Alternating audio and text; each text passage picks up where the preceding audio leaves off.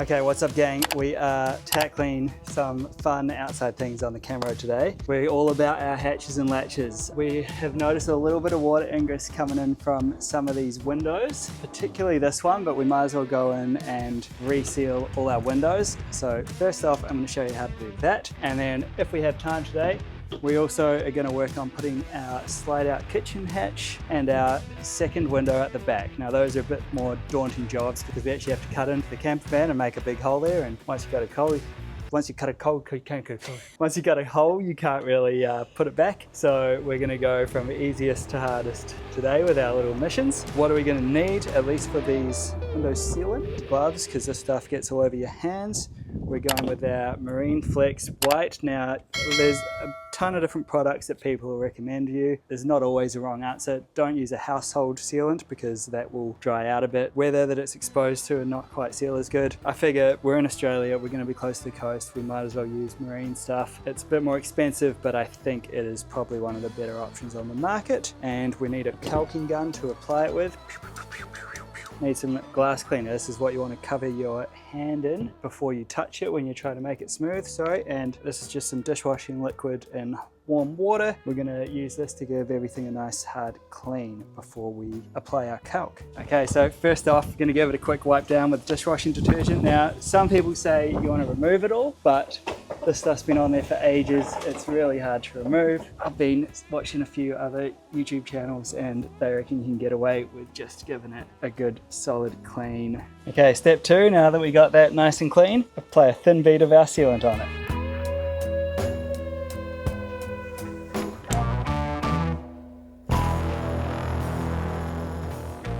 Okay, not my finest work, but it's up there and we've chosen a less conspicuous one. Next step, spray your finger with Windex and smooth it all out.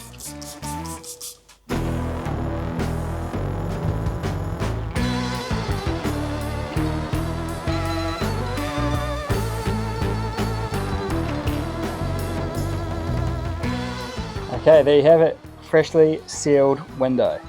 Now to do the others. Okay, so we've noticed a little bit of water ingress coming through this window, and as you can see if you look at the silicone, there's a couple of little bubbles, cracks and stuff around it. Now it's a bit too much work to fully remove all that silicone. What we can do is apply another seal of high-grade silicone sealant over top of it. So that's what we're going to do. First step is cleaning it off, dishwashing soap, warm water, microfiber cloth. As you can see, it's getting rid of a lot of that sort of dirty, moldy sort of color, and then we'll apply our silicone over top of that.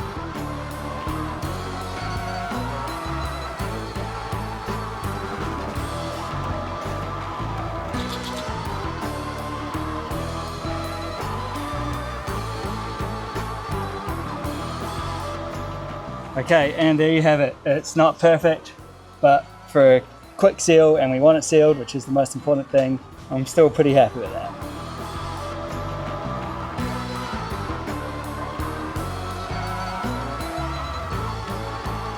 There you have it. We've got all our windows sealed up. Apparently it's something you've got to do semi-regularly, once a year or so. I'm sure no one actually does that, but this should keep the water out for a while now. Okay, so one of our favorite things about traveling in our other vans is they've got slide out kitchens, which means we can cook outside. This van does not have a slide out kitchen, so we are gonna build one. Now, first step to that is having somewhere for it to slide out from. So I've got this hatch, well, this is just the frame of the hatch from vandiy.com, and the scary part is now we've got to cut a hole in here without cutting it too high or too low or too far that way or too far that way, so that we can have the slide out kitchen right where we want it. It's not going to be a big slide out kitchen just because of where the shower is and all that sort of stuff, but we'll have at least about yay space to work with outside. Let's get measuring. Okay, so we're ready to cut the first hole for our slide out kitchen hatch. Now we spent about an hour measuring it out, still not fully convinced we've got everything right, but you know what they say, measure once, cut once. No, measure 100, cut once. Or if you cut once, you can always cut again. No, I think we're going to be okay. If not, we'll fill it up with silicone.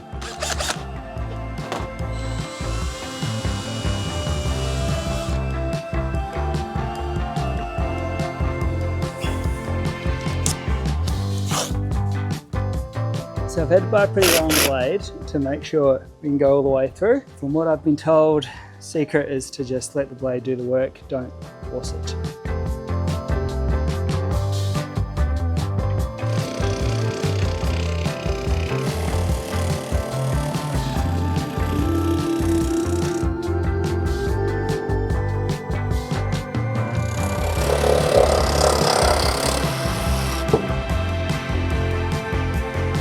Uh-oh. Oh, look at that. Don't even need screws. That's pretty good. Hell yeah. All right, that's pretty cool. Now we're just gonna give the edges a quick file to get rid of any of these burrs. Got our straight edge and our round edge for the corners.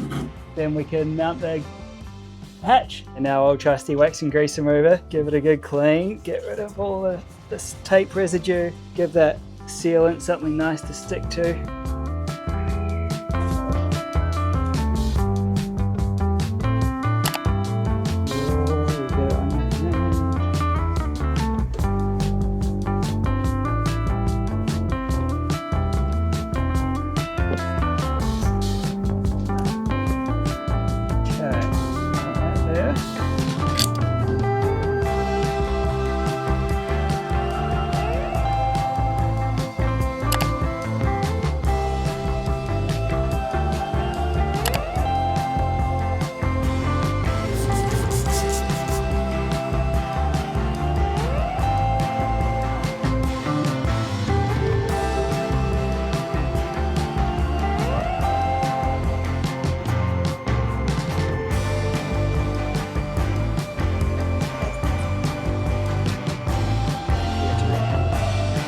Put these screws in.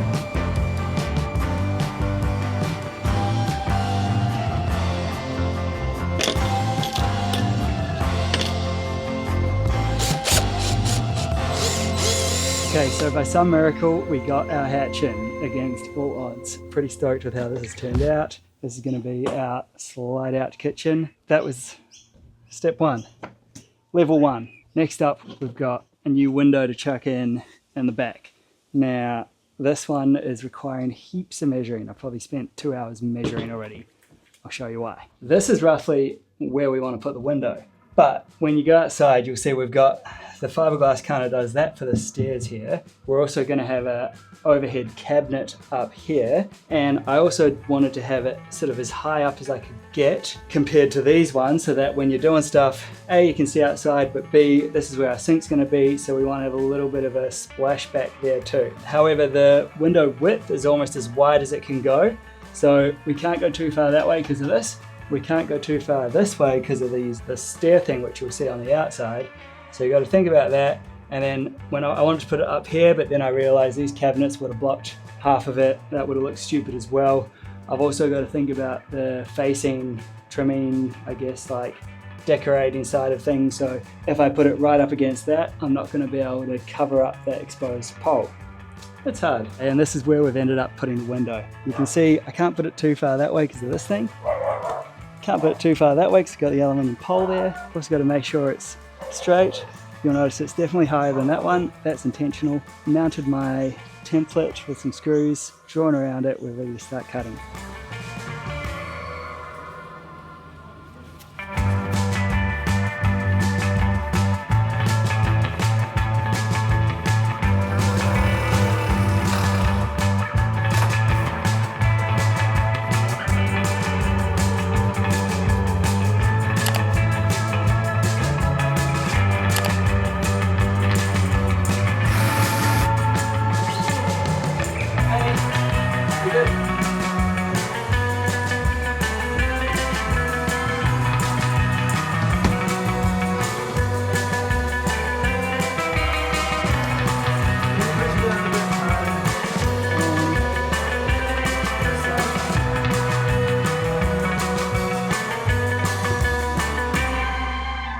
Alright, we have our window in. Off camera too, I also siliconed this up. Now I used a new method today, make it look pretty. Used a bit of electrical tape around the edges. It really works, so very excited to show you my previous siliconing and my new siliconing. Okay, so it's not perfect, but it's much better than all my previous efforts. Way thinner seal around there.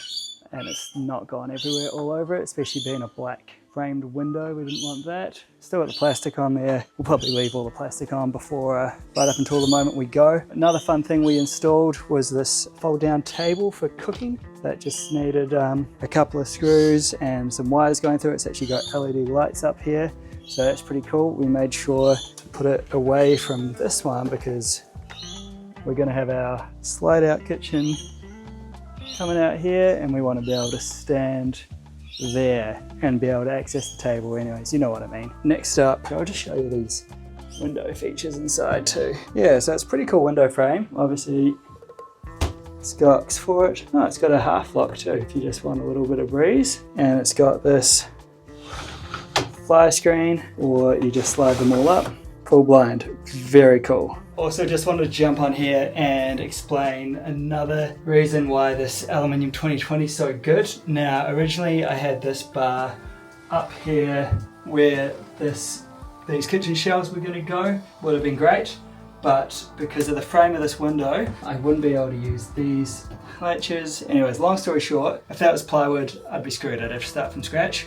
However, with us, we've just managed to loosen up these brackets, and I could move the whole bar down, or I could move it up a little bit higher, and I could even chuck in a more hidden bracket if I need be. So yeah, just great product. Okay, we've still got a few things to do, I guess, on the outside before we can finish off the outside. I'm going to need to mount our Julka outdoor suite. I basically want to get everything done where I might need to access something inside so we can start building on the inside. And we've also got a surfboard rack that's going to be a vertical mounted surfboard rack I still need to build, which will go on the back here. And again, that wall is going to be closed off by the shower, so I need to get that up before we start building the shower and getting the insides that have properly started. Anyways, very productive day / week. Pretty excited to get some of these things done, and see you later in the job.